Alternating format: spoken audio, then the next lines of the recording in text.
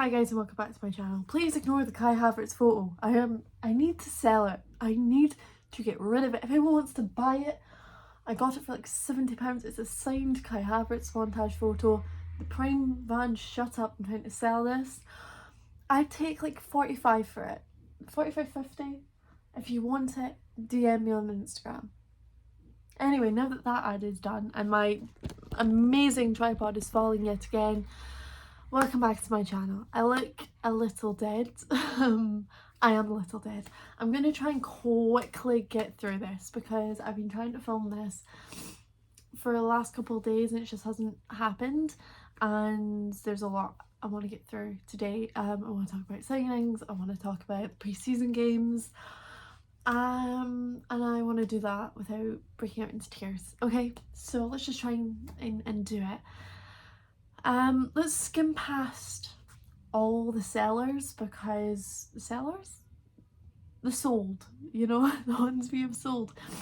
Let's just skip by all of them, but let's highlight I think it's 200 million in profit now.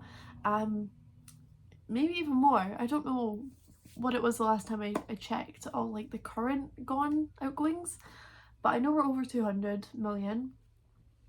So when people say you've spent 600 million, I'm going to throw back with, nah, but we've only really spent 400 million, okay? Expect it from me. And the job that continues to get done on the outgoings by our hierarchical structure. I don't know why I called it that, but I did. It's a fantastic job. I thank them every day for clearing out the list that I wrote probably back in like February when I got very pissed at this team. I wrote a whole list of players I wanted sold, and like 99% of them are gone. It's fantastic. I love it. It's great. Keep it going. Get rid of Rom, Hakim, Callum, and I'll be good, I think, with the list. Amalang Sarr, get out of my club. I know he's injured. I don't understand how we're going to ship him off to Strasbourg without it looking a bit fishy. But he needs to get gone quick. Okay. Thank you very much, Chelsea Football Club. I will expect that done by next week. What I will not expect to be done by next week is Caicedo, because Brighton apparently didn't take the fact we beat them 4-3 very well, and now they're just being dicks. I'm fully at the point of pulling out for Caicedo. Like, I'm at that point. We've put so much energy into this. Bid 80 million. They still want Levi. They haven't put an asking price on Caicedo.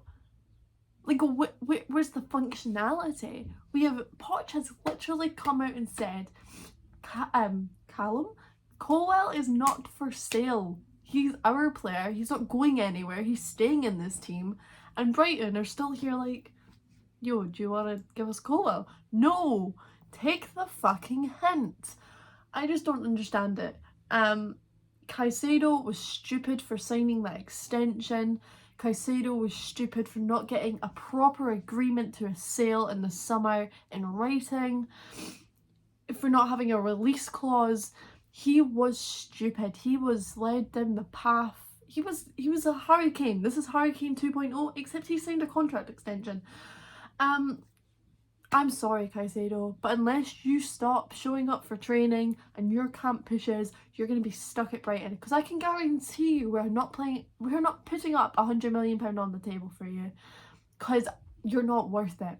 You're not. I'm sorry, I'm going to say it now. He's not a £100 million player. He's only 21. And this is the thing, like, for as much as Brighton want Levi, I think in 2 years' time they'd sell him to City for like 100 million. And that's where our issue is with this thing, is Brighton know the type of club they are. They're taking this one season way too far for my liking and going, oh, we're in the Europa League. Like, unlike Chelsea, we need a good replacement lined up. You just got smacked by 12th place Chelsea. Your team couldn't handle their anger and got sent off in a fucking friendly. Like, use your heads. We are still the superior team. You've had one good season. Stop being the fucking be-all end-all of football. Like, you will eventually crash back down to reality, and I will enjoy it when it happens, because I'm sick of Brighton. I never want to deal with Brighton Football Club again. They can piss off. They're on the shit list of Barca and Inter. those are my 3 shitless clubs, because I cannot fucking stand them anymore. I'm actually at the point where I don't know if Tushimeni is still for sale. I remember there was a report a couple of weeks ago that it could be up for sale. We just have to wait and see. I'd be tempting Real Madrid with an 80 million offer. Off you go. They need money for Mbappe.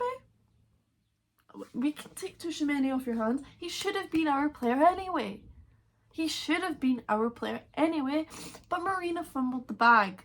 Let's not forget that.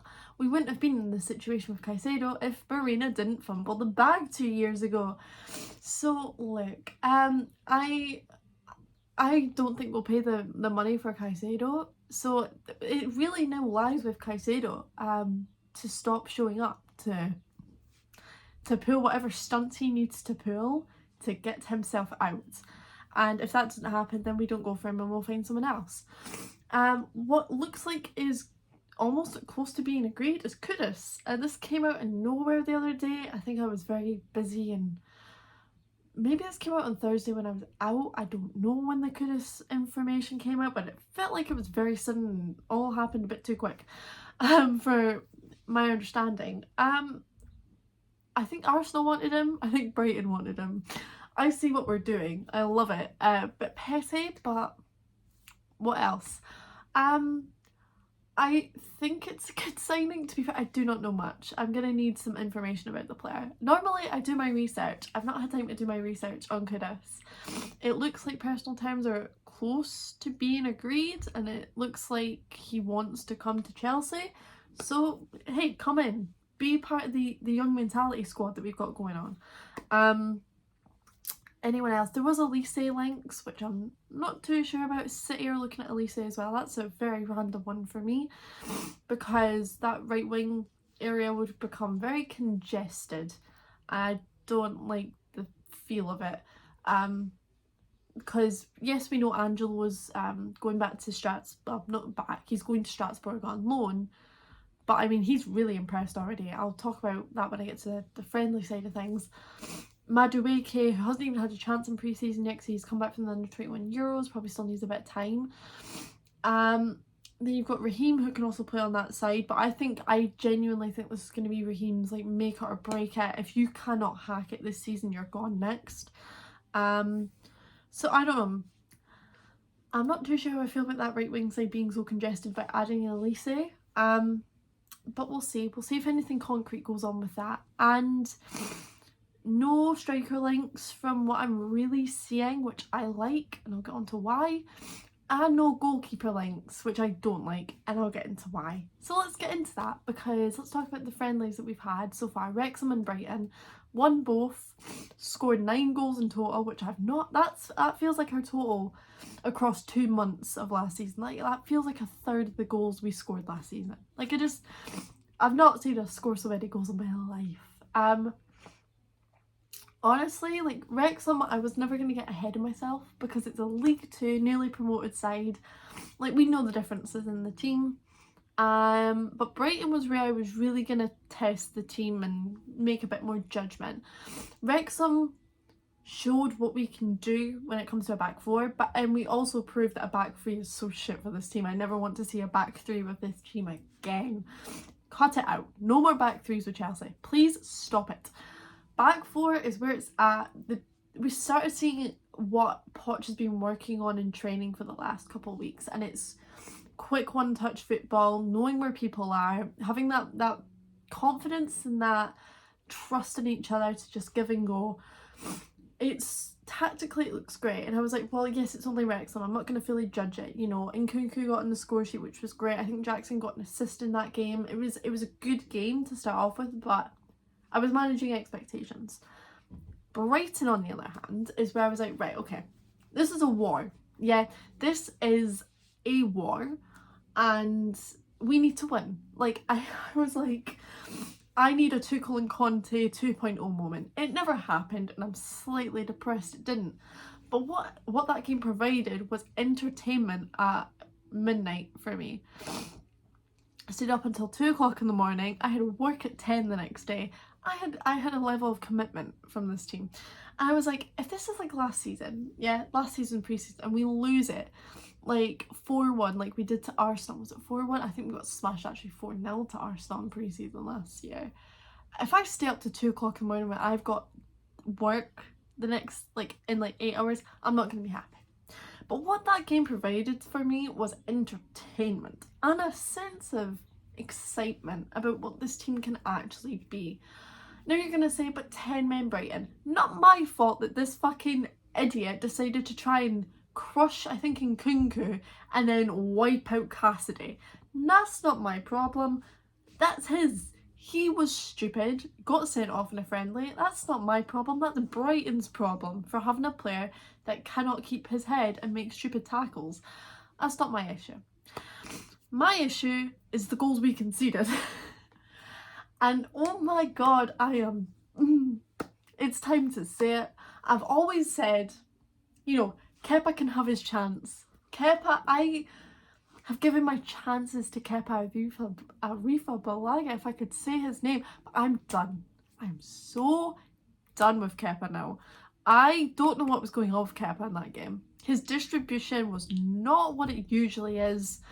You know, I was just a bit nervous about him being on the ball. And to be fair, we all know Kepa concedes bad goals at times, but those goals to concede just felt terrible. Like, it felt like he should have saved at least 1 or 2 of them. And like, he's known as the penalty specialist. I don't think he's saved a penalty since the Super Cup. Like, please get me a goalkeeper. I don't even care if we chuck in Slanina at this point. Like, I want to see Slanina in pre-season, and I think we will. I'm not too sure if it'll be against Newcastle because he's just come back into the camp. But I think we'll definitely see him against Fulham, and he'll definitely play against Dortmund. Why do I think that? Because we're in Chicago for Dortmund, and he used to play for Chicago Fire, and that's the stadium we're playing at. Like, I actually fully expect Slanina to get a full 90 minutes in Chicago, and I think that's where we'll see the level Slanina is at and where Slanina needs to go from there. I think, I personally, from what I've seen of Slanina, and I do my scouting, I'm a great Chelsea scout, I personally think he's 1 or 2 loans away, maybe only 1, from being ready for the first team. I might be saying a lot, but like, I genuinely think he's almost there. So we'll see. I think we just need to see what happens in the next couple of friendlies. But from what I'm seeing, like, Nkunku's doing what Nkunku does and scoring goals, like different types of goals as well, is great. Jackson has been the biggest surprise to me, I think. I didn't expect Jackson to be so good and for his link-up play to be so good and for him to be so unselfish as a striker. But that goal with him, and like that Madrid goal against Brighton, his link-up, like, it actually felt like I should be celebrating a World Cup goal. Like, that was an incredible goal constructed by the two of them after only playing together for the first time. Like, that's incredible to me. And him as well, like, being able to score one-on-one, cool, calm and collected, and not chucking it over the bar like a certain number 29 would have. I don't have to watch it anymore. I don't have to watch a striker not have the confidence in himself. It's great. I love it. Like, the ball over from Cucurella, Jackson stays on side. It's incredible. And then he just calmly, coolly, one-on-one, I'm going to slot it in. I've craved for a striker like this for so fucking long. I don't think you understand how excited I am. I don't think we need to go and buy a striker because of Jackson. And what I think we will do, and it seems very logical, so maybe Chelsea won't do this. We keep Jackson and use Broja as rotation up until January. And you know who we sign in January? Ivan Toney. And then you get Jackson and Toney as your double striker partnership up top and Nkunku in behind. Call me fucking Poch because I see the vision. I see the vision. I'm seeing it and loving it. What I want to see in the next friendly though, because obviously that's not going to happen anytime soon, one thing I desperately want to see is Nkunku and Jackson playing together. We've not seen that yet, and I think Poch wants to make that happen at some point. So Jackson up top, Nkunku in behind, Mudryk on the left, Madueke on the right. That's my next front line. I want to see it. I want to see how it works with, you know, Reece / Gusto, because I've been very impressed with Gusto on the right to help Madueke. And Ben has been... Right, I'm going to talk on Chilwell, because offensively he's back to his old self, but I think defensively he's still slightly scared of going into tackles and whatnot.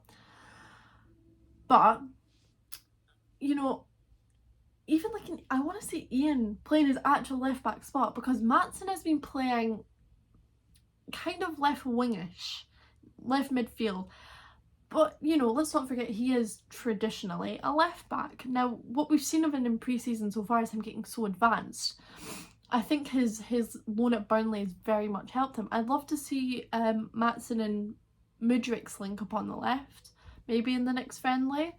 I mean, all the young guys coming, Bashir Humphreys, I feel like he deserves an underrated applause, because I feel like he's going under the radar, but he's doing a good job. Like, it's just silently keeping the defence quiet, you know, just calm at the back.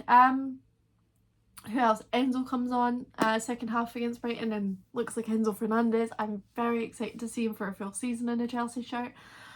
Who else? All the young players. You know, Cassidy, Santos look really good. You know, you're at the point where you'd be tempted to keep them because you want to be selfish. Angelo, we have a Brazilian talent and I feel excited for the future. Angelo, I think he's only 18, but I just think about the pass he made for Chilwell's goal and the Wrexham game, and it makes me want to cry. Like, I had tears in my eyes rewatching that. It was so beautiful. Like, that pass, I could never have seen it, and I'm 21. He is going to be such a talent, and the fact we have him is great, and the fact he's going to our parent club, not parent club, like, I don't know how the multi-club system works, but you know what I mean. He's going off to our other club, and that's where he'll develop, and no one can take him from us. It's great. I love it. You know, it's not a Brighton situation where they get attached to a player they can't have. Who else do I need to mention? I don't feel like there's anyone else I need to mention, and if there is, I've blanked. I fully apologise. Anyone else? I don't think there is. Oh no, I feel like there's someone I'm forgetting, but I just can't put it in my head. But what I want to say is, Poch, you're making me excited. I'm not expecting us to, like, win the league next season. Like, I'm not. Like, realistic expectations, guys, come on. But I expect top 4. I have a sneaky feeling there's, like, a little Carabao Cup in our future. I'd take a Carabao Cup because, you know what, we had a Wembley curse. That's been given to United now. Mason Mount, get out, take your Wembley curse with you, and we can start winning at Wembley again. I take a Carabao Cup with this team because I need it. I need to feel what it's like to win a trophy again, and Poch needs to get a trophy under his belt to stop the criticism from the rivals. The little one touch, you know, the style of football that we're playing looks very good. I just think sometimes we still get a bit flustered. I think old habits start to kick in if we concede first. Poch just needs to knock them out. We need to get a goalkeeper in who can actually calm everyone and get a defensive midfielder. I don't care who it is, just don't pay over the money for him. Whether that's Caicedo, I don't care. Just get me a defensive midfielder because I can't do it anymore. Yeah, I think that's all my thoughts. I don't know if I'm forgetting anything. I think I am, but I'll probably update you once all the friendlies are done, hopefully. I think that'll be the next update, because I think we're playing some very good football and I'm looking forward to seeing what's coming up. Like I said, I really want to see Nkunku and Jackson play together and get that link up very much developed, because I think that's going to be crucial going into the season. And yeah, but I'll think that's it. I'll wrap up this video now. I will see you guys in the next one. Take care. I know it's been a while, but you know, don't forget to subscribe and all that. Follow my social medias that are down in the description, and I'll see you guys soon. Take care. It feels like a good time to be a Chelsea fan. Like, it feels like things are slowly happening, doesn't it? I'm excited.